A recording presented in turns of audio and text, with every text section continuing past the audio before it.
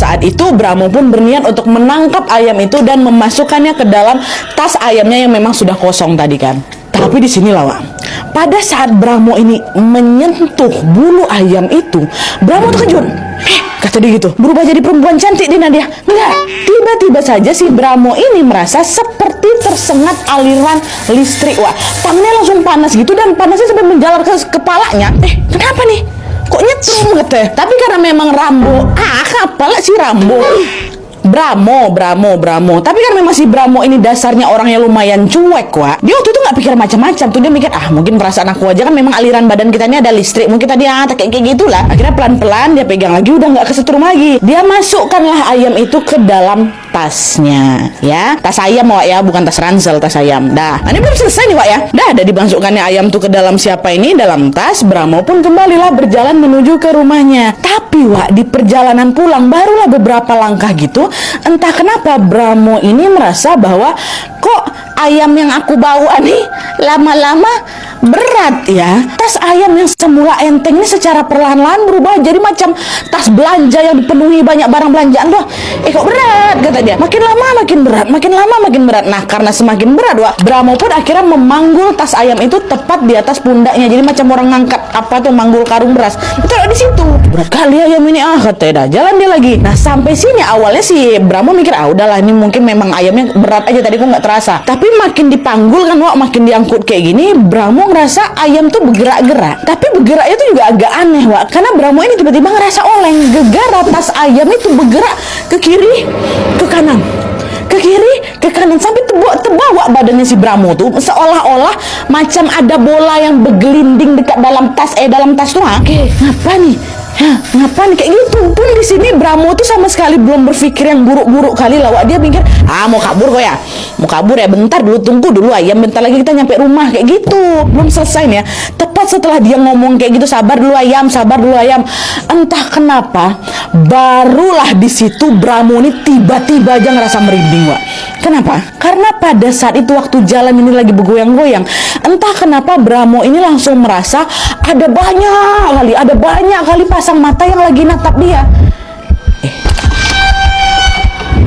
Kok kayak ada yang ngelihat aku ya? Kayak gitu, dia punya perasaan kayak gitu. Tapi ketika ngeliat ke sekeliling ya Brahmo nggak nemuin siapa-siapa selain diri dia sendiri, Wak. Tapi badan dia merinding sebadan-badan. Belum sempat mencerna itu, tiba-tiba Brahmo kembali dikejutkan dengan sekelebat bayangan hitam yang melintas tepat di hadapannya. Siapa tuh, kata dia. Jangan ganggu aku ya, aku cuma lewat, kata Brahmo kan. Dan waktu udah ngomong kayak gitu, tiba-tiba Brahmo dengar ada suara seseorang yang sedang menggumam tepat di telinganya. Tuh katanya, jadi macam menjawab teriakan si Brahmo tadi.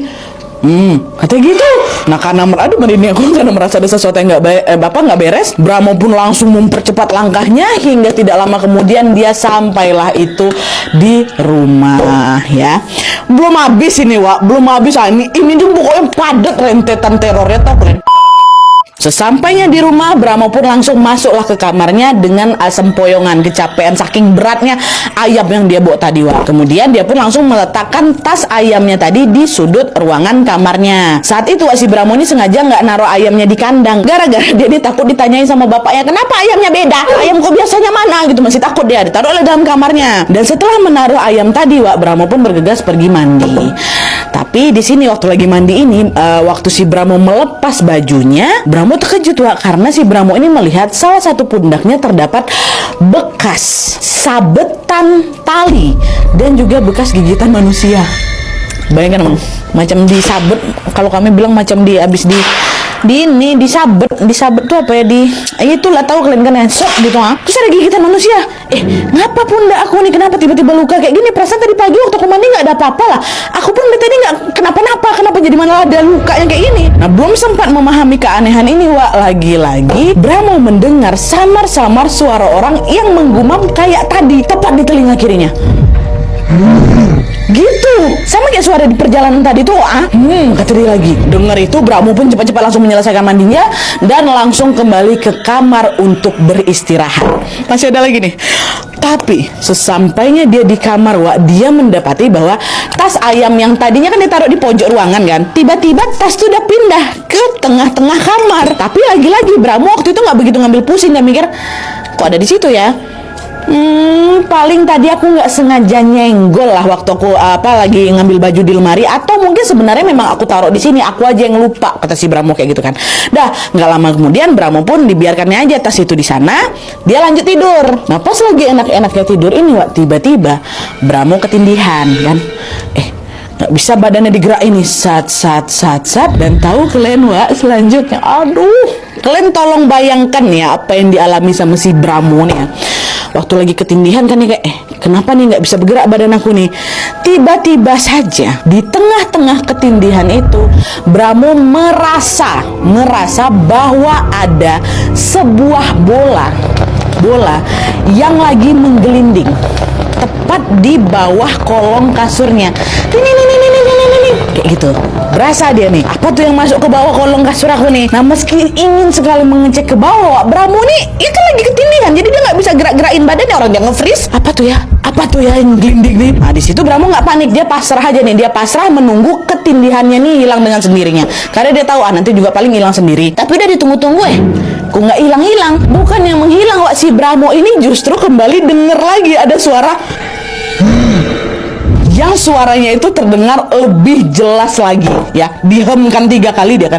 Bahkan kali ini katanya suaranya itu terdengar macam orang lagi ngejek tuh takut ya kayak gitulah mungkin maksudnya kan. Apa ada suara tuh lagi nih, kata dia masih ketindihan nih, belum sempat mencerna apa suara itu. Aduh, disinilah Brahmo yang awalnya cuek, dia bisa pasrah aja, tiba-tiba di titik ini udah nggak bisa ngomong apa-apa lagi karena pada saat masih ketindihan itu, terus dengar ada suara dengar ada macam sesuatu yang menggelinding itu kan.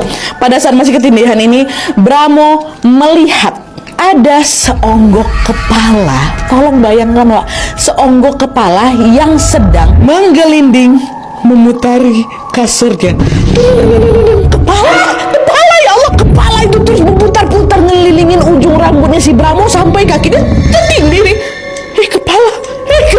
Tapi bagusnya di sini Om Brahmo tuh tetap berusaha untuk tenang, walaupun memang jantungnya ada mau copotnya, dia masih positif thinking. Gak mungkin itu kepala. Ini aku nih lagi mimpi nih, udah tenang, dia masih bisa berpikir kayak gitu. Fokus dia sudah, dia ngerapalkan doa-doa aja supaya ketindihannya hilang, dia bisa kabur. Tapi dia nampak kepala tuh ngelinding, ya Allah. Dia baca doa tuh, blining kepala itu kan. Dah akhirnya alhamdulillahnya kan dibaca doa terus, terlepaslah dia dari ketindihan itu, udah bisa bergerak lagi.